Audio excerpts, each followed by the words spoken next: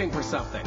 A new way, a new understanding, a connection, some comfort. You've got questions, and Light on Living puts the spotlight on all the answers so you can shine. Lift and lighten the load of life's challenges and learn simple and easy ways to live a healthy, happy life.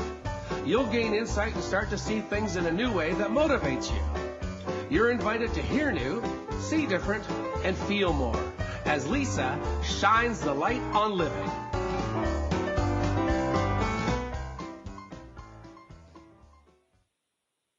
Welcome, everyone, to Light on Living. I'm Light Coach Lisa, holistic nutritionist and life coach, helping to lighten the load of life's challenges.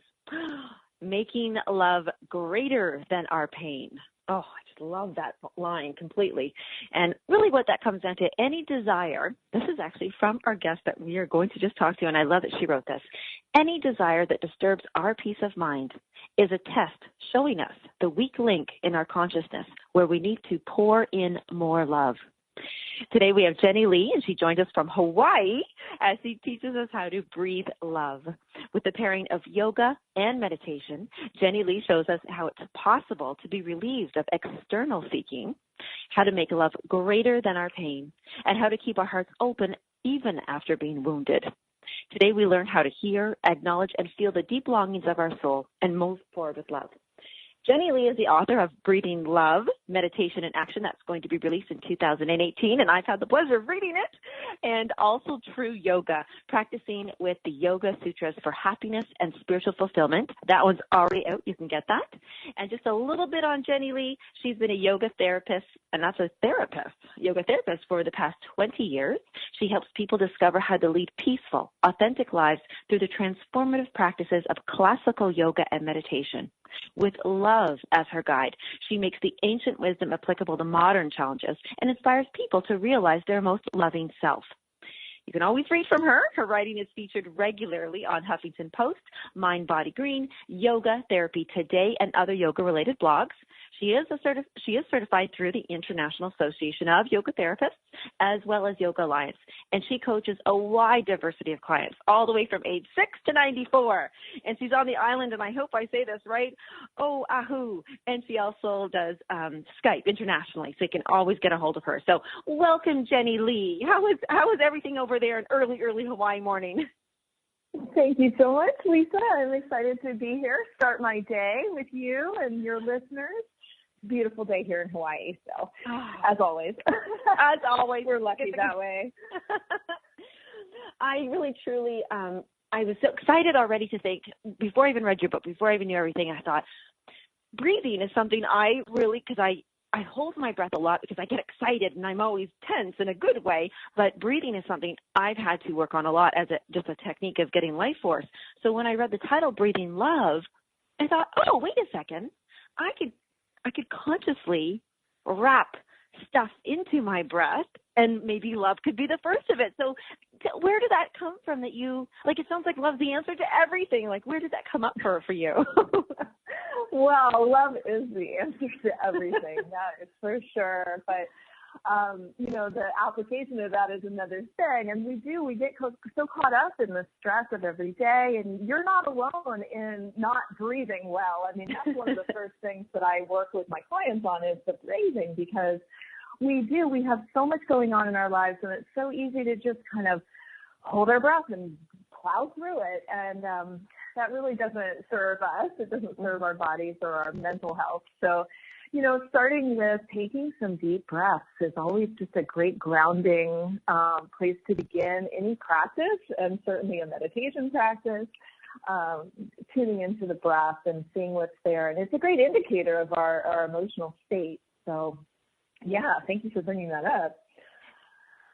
And then you go, see, this is the neat thing, as I thought, okay, like you said, we all can acknowledge it or see it and think, okay, breath. And then we go to our community yoga class or something, and we were taught that foundation. But honestly, reading the book, I couldn't even stop. I plowed through your book, actually. Because it actually, for me, it really, you brought up things and spoke about things, and I loved your personal stories that you share, but really brought up why breathing love like specifically, is so important and intense. And the one thing I am jumping because I did have all my notes in order, of course, but there's one thing it just really talks about. Pain doesn't have to be the only catalyst for change. And love can, and I thought, there's a lot of people out there they're in pain for numerous reasons. They're wounded on some level. And I am jumping. I know you'll find a way of working this in, but how can we use the breathing in of love then to be the catalyst for change? Well, the quote you started with is actually one of my very favorite quotes, and it's kind of my guiding light in life. It's a quote by Paramahansa Yogananda, your love must be greater than your pain. And when I read that, it was one of those quotes that just stopped me in my tracks, because you're right, everyone has pain. Life is filled with pain on every level. And I think a lot of times it is what brings us to positive change when we have had something really difficult in our lives, and then we're seeking kind of relief from that or a change from that. So that is a positive of pain. But many of us can get really mired in the pain and get kind of stuck there, either in the story or in the feeling of being a victim of the circumstances that have come to us in life. And so when I read this quote, it just stopped me in my tracks, because I thought, wow, what a profound paradigm shift. If we could, in fact, intentionally grow our love to be greater than whatever pain has come our way, is this possible? and can we do it? And so what would that mean? And how would that change how we approach life? And so I've been personally kind of reflecting and sitting with this quote for many, many years now, and letting it be my guide, really. And it is what brought me to writing this book. So I just love that you keyed into that very point, because it's so critical, and it really is a choice. It's a choice that we have to make. It's not an easy choice, but it is an important choice. And once we make it, it changes everything. And honestly, and this is crazy, because when I was reading, I love that you start off with a quote, you go through some explaining or definition or instruction, and then you do share a personal story. And I don't even know what the word is. I want to say proud and happy and all these things, but you literally did stop in the moment of feeling pain, being hurt, abandoned, abused, all those things. But in that moment where I was able to reach into, I love this, your container of transformation. But, and in that moment you said, wait a second here, I have the choice. Do how does one, we can get so enraged or so victimized, and so how do we just even remind ourselves, how do we remember to stop in the middle of pain to do this? Yeah, and I definitely want to point out that this has been a 30-year process for me, and that I don't imagine that anyone is going to, immediately the light bulb is going to turn on and everything is going to change in an instant, because that's not really how it works. Transformation is a process for all of us, and so it takes daily work, and that's why the subtitle of the book is Meditation in Action. And so I have a strong belief and personal practice of meditation. The daily practice of coming into stillness and checking in with all that's happening in our internal world, and then stepping back from it just enough to see that, okay, we're here watching all of these emotional reactions to the circumstances of our lives. We're here watching all the thoughts running through and all the judgments and beliefs and this and that. We're here watching the body breathe. But there is that there is that greater self that is above all of those circumstances. And so it's really important that we have those moments in stillness on a regular basis, a daily basis, that enable us to pause and reconnect to something deeper within ourselves that is not connected to just the constant movement of life and the story of life. And that's how we can begin that process of transformation, because when we create that space and we start to tap into the deeper self, then when the difficult moments of life come, we can take that breath, that conscious breath, and choose. All right, do I want to react to this from fear and anger and my pain body, or do I want to react and respond from love? Oh my goodness. Yeah, and so much conversation right there about stillness, about pausing, about reflecting, and that is bringing up something huge for me, and because what I hear from people too, and that I think, and I love that meditation and yoga are both a discipline, because there are so many attachments to an identity for us to even sit still, going, okay, wait, but I should be doing something else, or I have too many other things to do, or what makes me think I have the luxury to sit here and just breathe, and think. And there's one little other paragraph or quote that you've written, and I just loved it. It's essential that we direct the soul's longings appropriately so they do not corrupt into cravings and addictions, pulling us deeper into the identification with the ego rather than the spirit nature. When you wrote that, I was like, oh my God. We direct the soul's longings. And so it's when we're meditating, is that one of the things we're doing in meditation, is directing the soul's longings? Wow, that's a very interesting sort of pairing of concepts, Lisa. Well, firstly, I want to go back to something you said about thinking, what do I have the luxury of sitting here when I have this big to-do list? Yeah. And I think one of the things that people think is, I don't have time for meditation. Who has time to sit still for 30 minutes? So you touched upon something important. And I want to say that I don't believe it's a luxury. I believe it's a responsibility, and that we all, in this crazy world, the very first thing that we should put in our day is some practice, and for me it is meditation, but it's some practice that grounds us in our best self. So maybe that's prayer if you're a religious person, maybe it's nature if you're somebody who really connects with the outdoors. However you experience that higher, more divine part of yourself, get connected to it daily. This is actually our responsibility. Our world is crazy right now. And if we just throw ourselves out into our day without being grounded, and that's my fault for not, we are coming back to that responsibility in 2 minutes. Okay.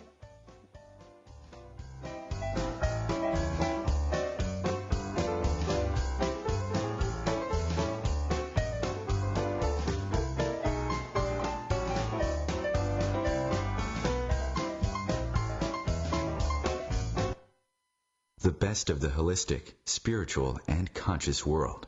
OMTimes Radio. IOM FM.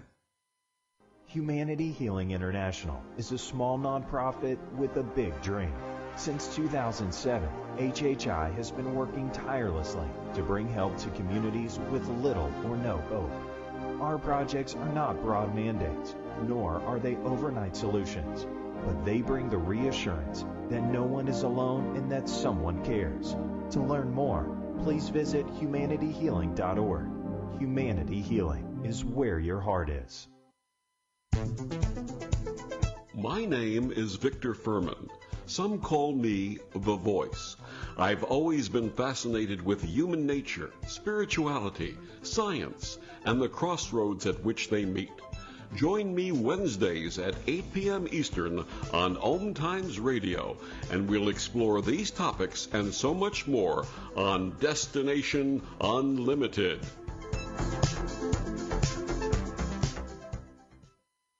Welcome back to The Cat Show. Up next, we have Nico.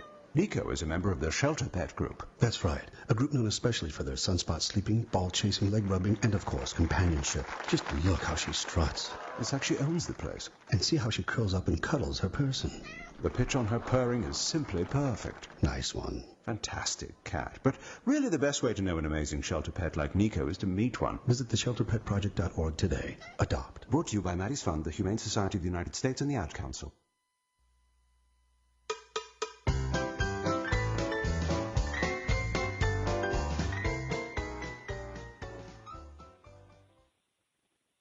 And we're back with Jennie Lee, a published author, and her upcoming book, Breathing Love.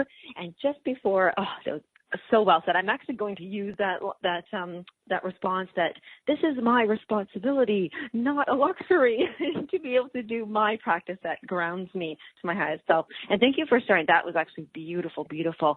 And I'll let you continue on that with my crazy question about the craving, like the addiction to life and different things, pulling us away from identifying with our spirit nature, and how meditation fits into that. Yeah, that's great. I did want to circle back to that, the concept of longing. And, when it comes to the topic of love, I think people really can relate to this concept of longing. There's a deep, deep longing in our hearts for love. We all want to feel loved, and we all want someone or something to love. It's part of our intrinsic nature.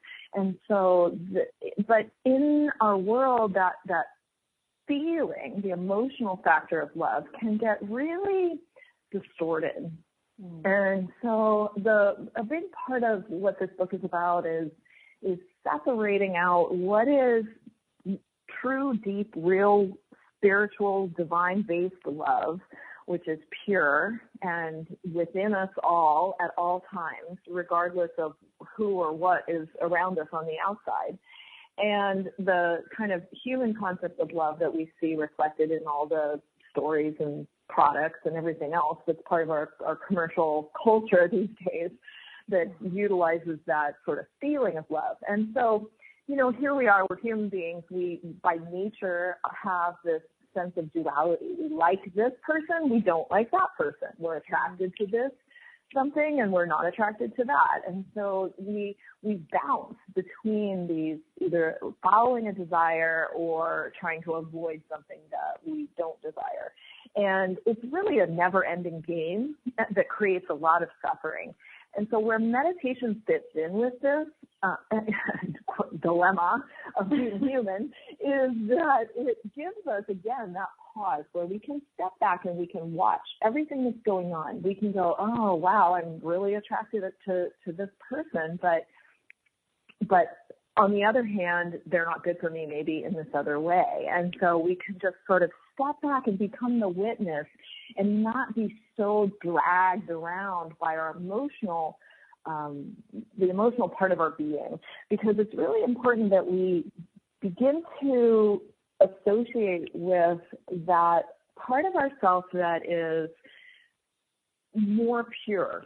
And pure is not a word that we hear a lot in the world today, but pure is such a, the concept of purity is, we do cleanses for our bodies because we're trying to get the toxins out, but purity of our spirit is where we can connect again to that energy of love that, again, I said, is within us all, regardless of what's happening on the outside.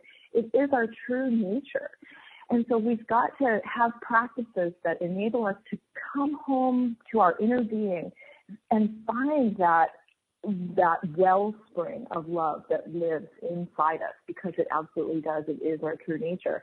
And then from there, we can move back out into life. So when we leave the meditation cushion or the temple where we're praying, we move back out into life and we're connected to that. And then we interact with people in a much different way. It's not about, oh, I have to be with you because you'll give me something that I need so much. No, you're being fed from within, and you can just be with that person in a much more neutral way and, compassionate way rather than a needy way.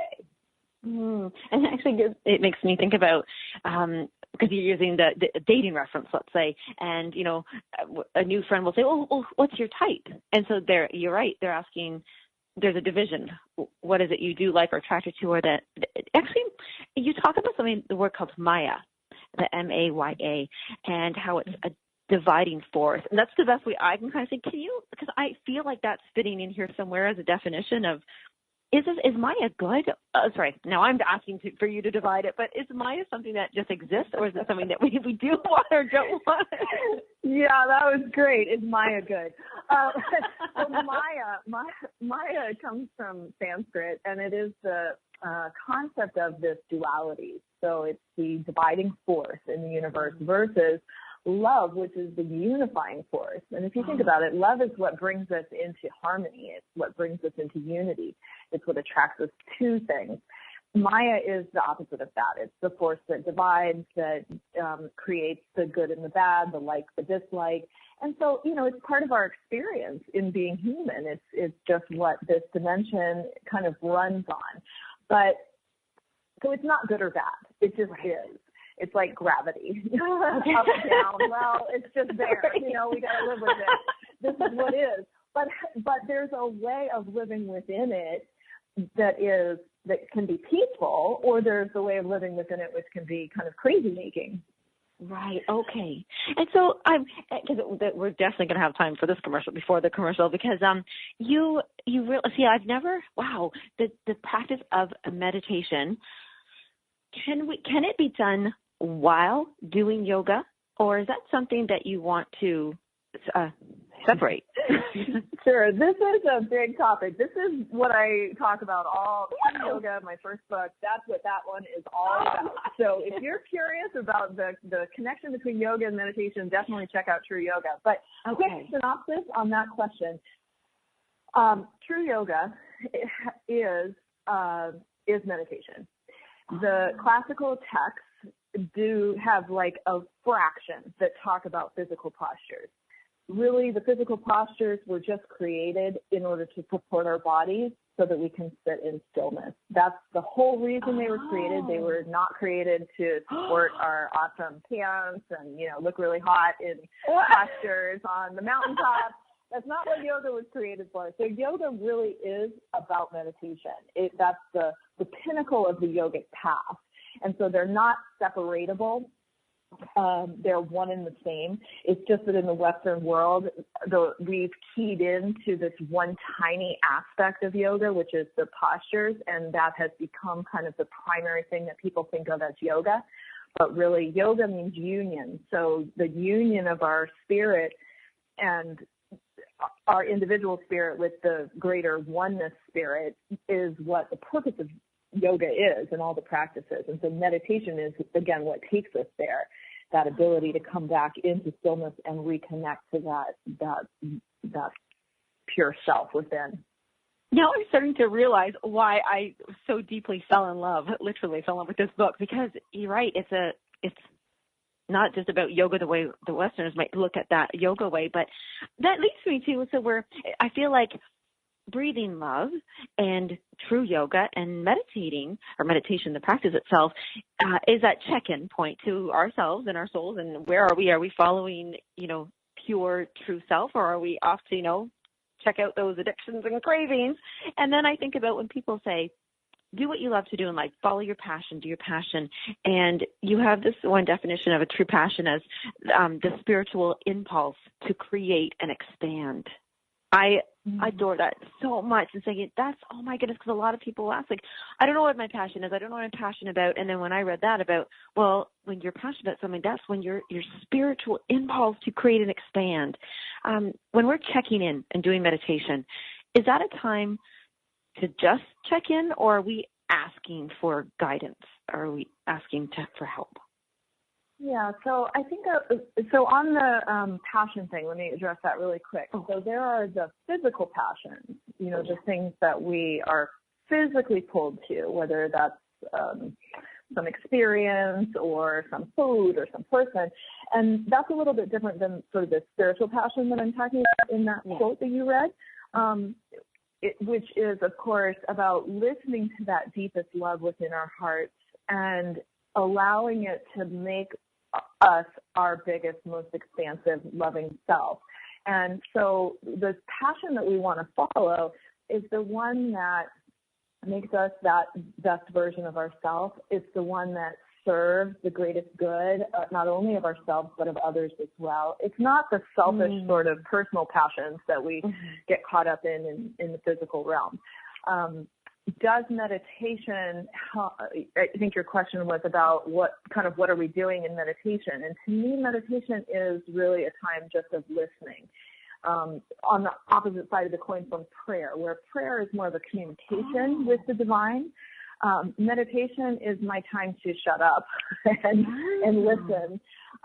So it's the point of the meditation techniques that we might practice are to concentrate the mind in a way that will enable us to get quiet and hear that guidance from our highest self about the right choices in our life, the right behavior to elect, the right Dharma path to take for that expansion that you mentioned. So I hope that answers the question. That is, I can't believe that that's incredible. I think meditation is a little more of a listening, and a prayer is more of that communication with the divine. That is, I love that so much. And so when we're listening, I'm going to assume I'm in a witnessing mode, like I'm the observer now of myself. And that would be kind of tricky not to judge things. So when things come up that might be judgmental, like we find ourselves in there, is that when we start breathing and calling in that love?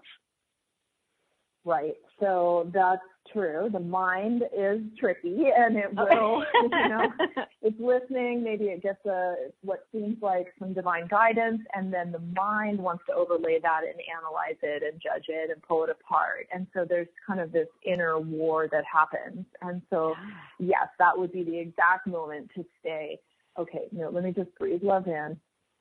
Let me breathe love out. Let me just anchor into the energy of love that's within me.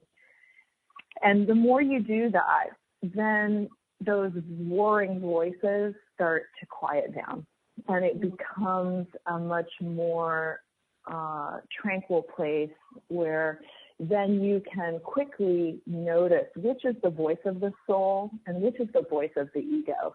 And I know I always want to listen to the voice of the soul because that's the one that has my highest and best intent at its agenda. The ego has all kinds of selfishness as its agenda. So the practice of breathing love, it's so simple really, is just calling that in that moment and saying, no, let me stop. Let me stop this internal back and forth. When we go, because we are going to seek off to commercial, but when we do come back, I was going to ask you if you might just take us through a practice of just showing us how that goes. Okay, perfect. We'll be right back.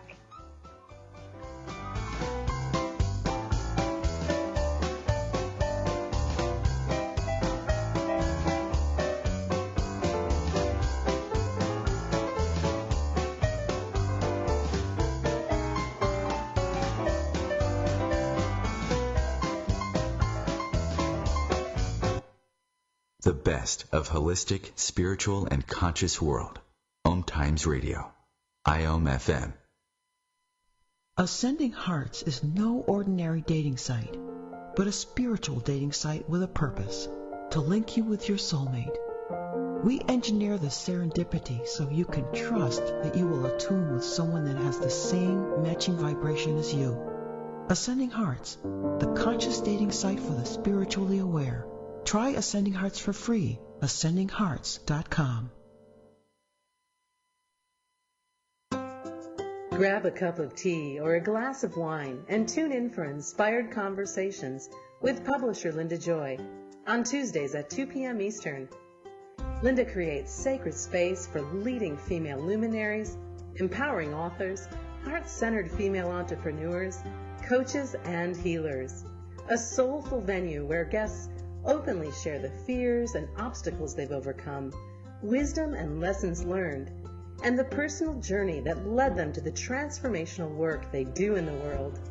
Inspired Conversations to empower you on your path to authentic, soulful living.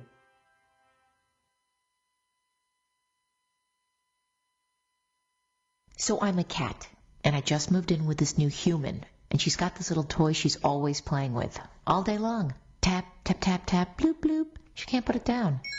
There it is. Oh, and get this. She even talks to it. Last week she asked it for Chinese, and guess what? Egg rolls showed up. Like magic. Humans have cool toys. A person is the best thing to happen to a shelter pet. Be that person. Adopt. Brought to you by the Ad Council and the ShelterPetProject.org.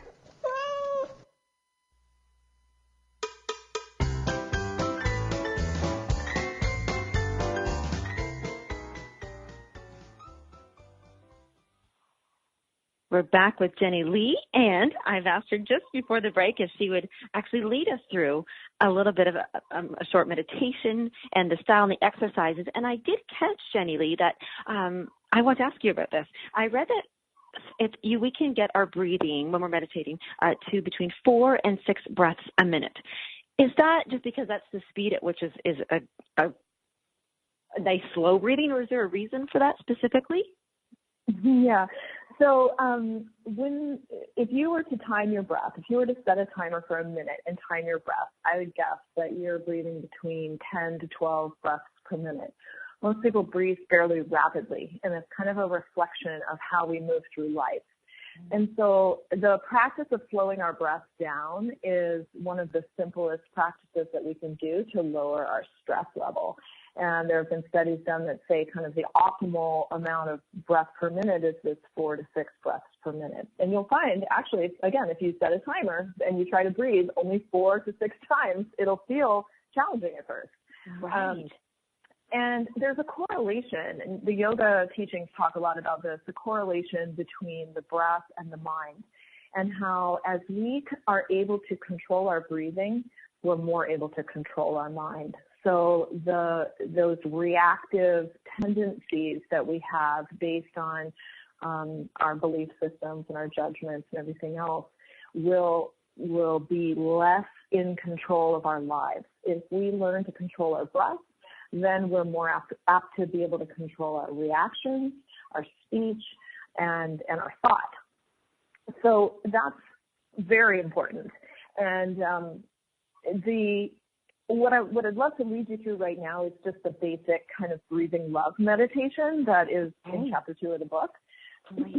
So it's a way it's not necessarily a way of controlling the breath. I'm not going to do a timed breath, but it's just a way of putting people in touch with this concept of what breathing love is and how we can experience what that brings to us. So would you like to do that?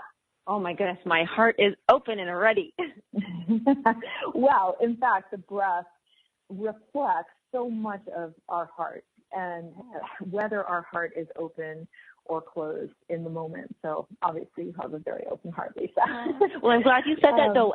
Just to highlight that, everybody listening right now, I love that you highlighted that. Whether your heart is open or closed, so even if you're feeling, no, I don't want to do it, it's okay. You can even just listen and just go along because you're going to get some benefit. Okay. Absolutely, absolutely. We have to honor where we are, but we don't have to stay there either. So it's about accepting ourselves in the moment. And so the first thing I'm going to ask you to do is just to place one hand over your heart and connect. Take a breath and connect. What's there? Is your heart feeling open? Is your heart feeling closed? Maybe you've just had your heart broken, and so that heart is feeling a bit tender. Well, placing the hand over the heart can be a beautiful way of just grounding back to yourself and saying, I'm going to pour love in right here first, because it is important to love ourselves. And so with that hand over the heart, then I'm going to ask you to open your other hand just somewhere on your lap. Take another breath or two, just feeling the breath moving in your body, feeling it move in that heart center. Conscious breathing in and of itself is just hugely powerful.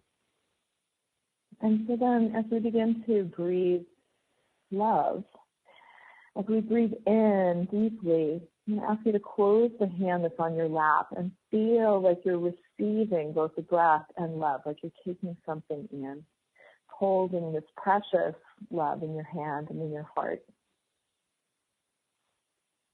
And then on your next out breath, breathe out and open your hand. And just feel that simultaneous offering of the breath back to the universe and the offering of love out into the world through your hand. And there's this interplay between giving and receiving. And we can't receive love until we give love, and vice versa. So every breath is our opportunity to breathe love in, close the hand, receive, and breathe love out, open the hand, offer. And we're all connected. So every breath that I exhale in love, offering out, you then inhale that and you receive it. And every exhale that you offer out in love, I inhale, I receive that. And we share this breath, we share this love, this interchange. And the energy of love is all around us, all the time. It's within us all the time. It's not specific to one person. So just, again, breathe love in. Receive, close the hand, feel it in your heart. Hold it for a moment, and then breathe love out. Open your hand. And so this is the practice, Lisa. And you could sit for many minutes and just do that very simple practice.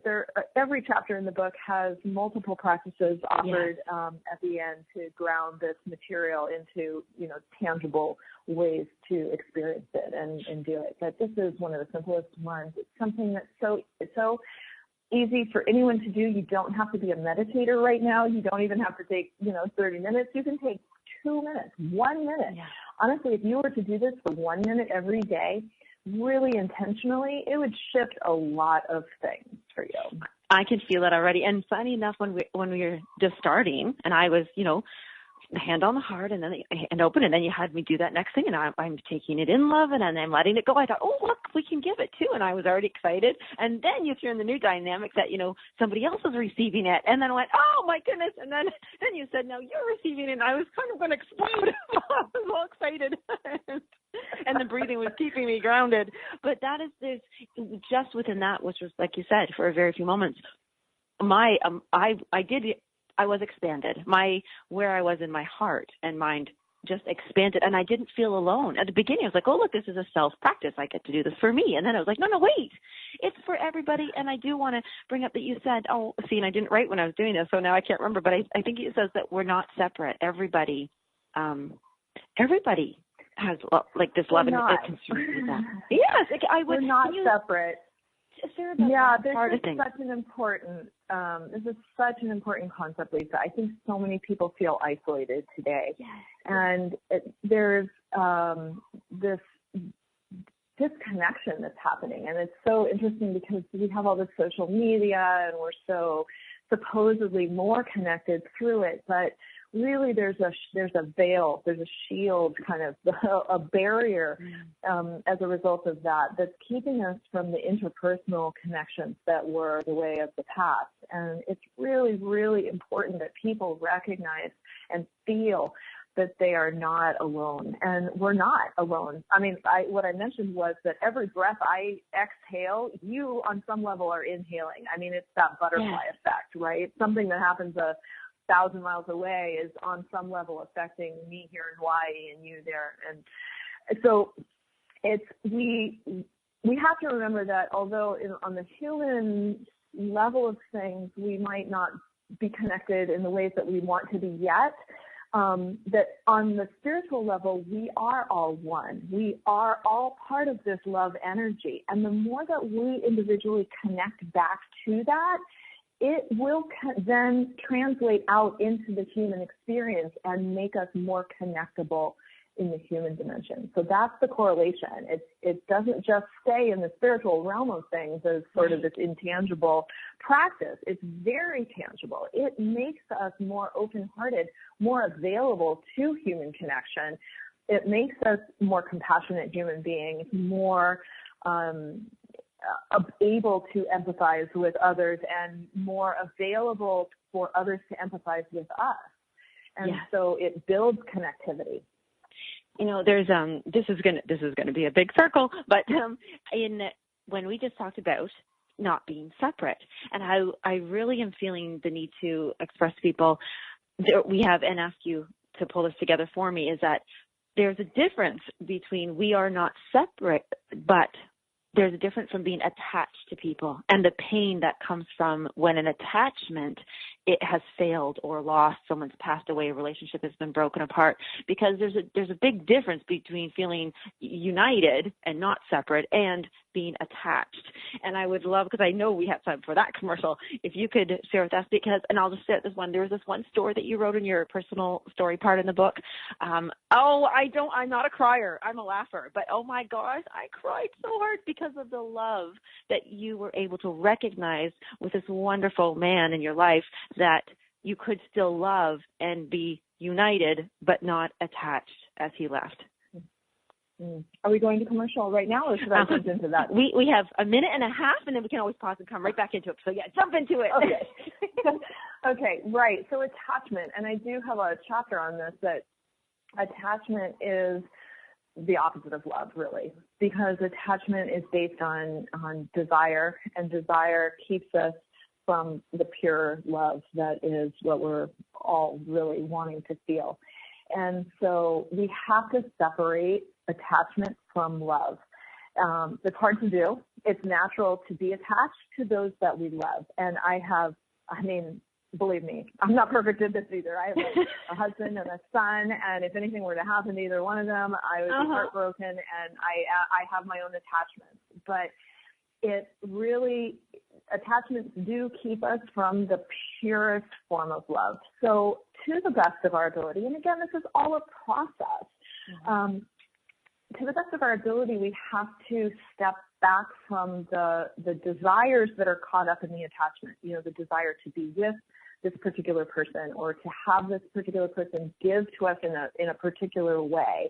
And if we can just show up and love them as they are, where they are, how they are, it creates this field of expansiveness and freedom for both of us, both us and that other person, that is so powerful and so beautiful to be in. And I'll be happy to talk about that specific story and relationship when we come back from the break, because it's a good example of how I shifted in that regard. And, and to that, with that story, I think that we'll jump into is freedom, because I realize too, and that doesn't even come up as we're talking about everything, but really when we're talking about love, and you said in the beginning was really we're all looking for freedom. And that story is going to actually be perfect for the freedom aspect of it. So, and just in case, as anybody forgets, it's called Breeding Love, and that book is out 2018. But when we come back, love and freedom.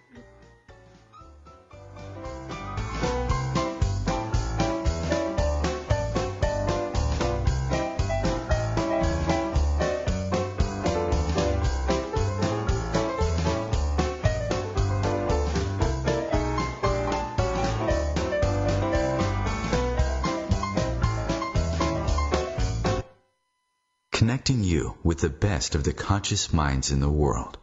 OMTimes Radio. IOM FM. Host your show on IOM FM, the radio network of OMTimes Media, one of the more recognized brand names in the conscious community, and is backed by the extensive marketing reach of OMTimes. Hosting a show on IOM FM immediately connects you with our extensive dedicated community. More than 24 million Americans have an autoimmune disorder, and that number continues to grow. I'm Sharon Saylor, and I'm one of those 24 million. To put that number in perspective, cancer affects about 9 million and heart disease up to 22 million. That's why I've brought together top experts and those thriving regardless of their diagnosis to bring you the latest, most up-to-date information. Join me, Sharon Saylor, Friday night, 7 p.m. Eastern, for the Autoimmune Hour on Life Interrupted Radio to find out how to live your life uninterrupted.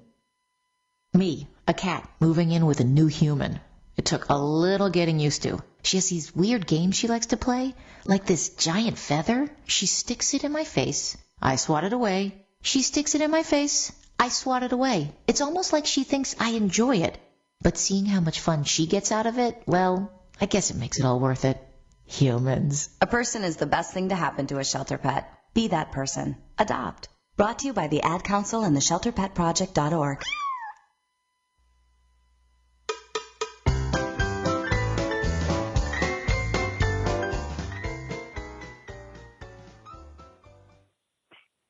And we're back with Jennie Lee, and we just had the beautiful opportunity to do a mini basic and beginning foundational exercise with how to breathe, love, and meditation there.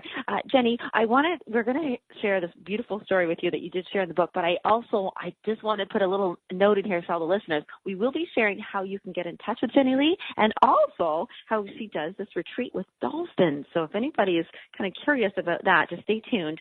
But let's jump back into that, because that story, I mean, there was all your personal stories really, grabbed me. But with that one specifically, I really honored and loved that you both recognized what you did. So if you'd love to share that, I would love to hear that. Sure. Well, I mean, I think this is a really relatable story in the sense that most of us have had long-term relationships that have ended in one way or another. And sometimes we're the one ending them, and sometimes we're the one being left. And, that's really painful. And this particular story was about a long-term relationship that I was in that was a man that I loved deeply. And I just came to a point, however, where I knew that to continue on with our human lives together was not the right choice for me. And yet it was really, really, really difficult to end the relationship because of the love that was between us. And, we got into this topic because of attachment. And so when we feel love for someone, we do become attached. And it's really hard to conceive of our lives without them. And this is why people suffer so much from human relationships, is the attachment part. And so what I had to do, and what I share in the story that you're referring to, is I had to really separate the love that I felt from him from the relationship that I was in with him, because I knew that the relationship wasn't right, but that the love was right. And I didn't want to stop loving him. In fact, I still love him. And I'm now married to someone else, but I still love this person. In fact, I love everyone that I've ever been in a relationship with, because love doesn't end. And so whether you, again, are on the leaving side or the being left side, just know that love itself, the energy of love, does not end. And love lives within you. And so that is what you have to concentrate on and breathe into and magnify and bring to greater and greater heights within your own being, in order to not only heal from the wounds of human relationships that we all go through, but also to spiritualize your love in a way that is not so connected to these individual people, but that can be given again to all the many others who need our love. And so it's just that love doesn't end. It's energetic, and yet it changes form. And so we can't be attached to the form. And what has been really beautiful about this particular relationship, and I can't completely speak for him, but I feel like we both have shifted in a way that honors what we had and continues to offer love out into the world, but have been able to heal and move on from that ending. I just so appreciate you being so honest in all the stories that you share throughout that book. So if anybody's realized, this book really does a lot. You've got a little like a soap opera going on, but then you have the lessons of it, and then you have the practices and the techniques and the explanations.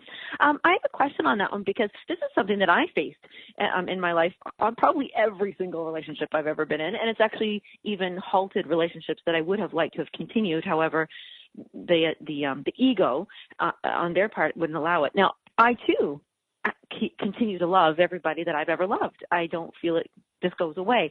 And so what if people face a situation that they're like that, they do, but then they date someone new, but that new person says, oh, no, I don't want you loving any other man that you've loved before, so you have to remove them from your life, or they have a jealousy thing that comes up. Does that mean that it's maybe our responsibility to then guide and teach that person them, or is that their own soul journey that, then we say, well, tough luck, sailor, I'm off. How do we handle that?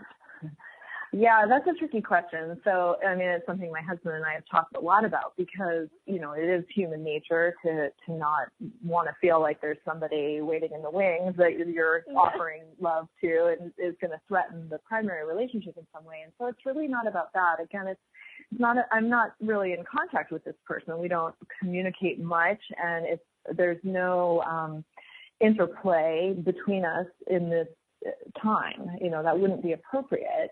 given that I'm married now and in a new relationship. So it's not about continuing to foster a relationship with that person that you love.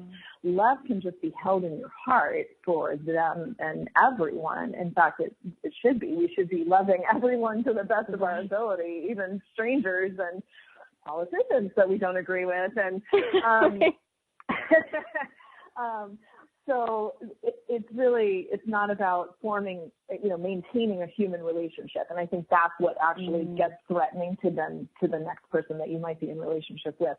But then the second part of your question was, should you try to educate that person? Well, that's always tricky. You can just share where you are and share what you're trying to do, maintain an open, loving heart and not, have to shut somebody out just because you're in a new relationship. Well, you can still love them. You just don't have to necessarily talk to them or text them every day.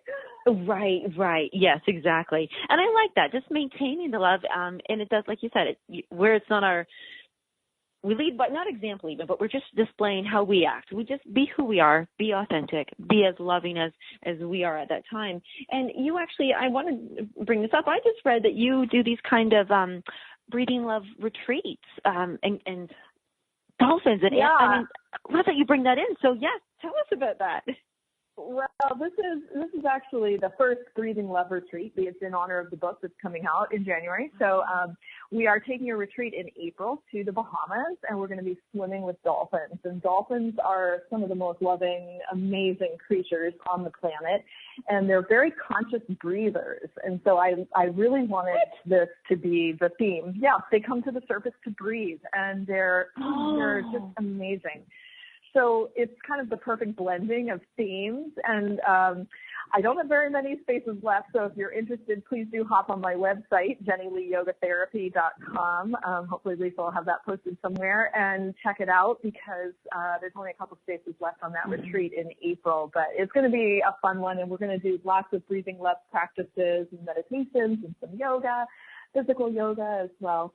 So, yeah. Oh, that's just, actually, it's funny you're saying about the conscious breathing, and I thought, oh, wow. And of course, my mind went to, did we study this? Is it scientific? How does that work? And then I was just laughing because it wasn't originally mine. My nieces decided that they weren't going to take care of their little frog anymore, and that my sister, I adopted a frog, and he's a dwarf frog. I know nothing of amphibians and frogs and fishes, and of course I got a fish. So I was thinking about this, and I thought, well, oh goodness, the frog has to come to the surface to breathe. I was like, I've never seen him do this yet. I know he does.